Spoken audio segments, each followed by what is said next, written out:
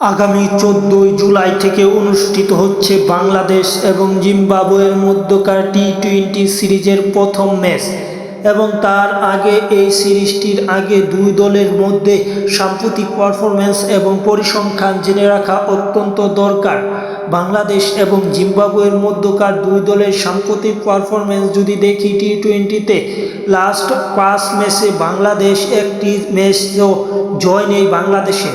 5 ম্যাচের মূলত 4টিতেই হেরেছে, কেননা বাংলাদেশ মূলত নিউজিল্যান্ডের বিপক্ষে সিরিজ হারার পর টি-20 সিরিজ হারার পর মূলত অস্ট্রেলিয়ার বিপক্ষে 3-0 ব্যবধানে হেরেছে এবং তার আগে একটি ম্যাচ পরিত্যক্ত হয়, যেটা ফলাফল হয়নি।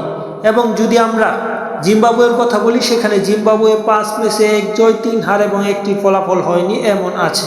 এবং যদি দুই দলের মধ্যে পরিসংখ্যান দেখি, সেখানে মূলত শেষ 5 ম্যাচের পরিসংখ্যান দেখলে স্বস্তিতে আছে বাংলাদেশ, কেননা জিম্বাবুয়ের বিপক্ষে শেষ 5 ম্যাচে এখন পর্যন্ত বাংলাদেশের পরিসংখ্যানটি হলো বাংলাদেশ জিতেছে 4টি ম্যাচ, জিম্বাবুয়ে জিতেছে 1টি ম্যাচ।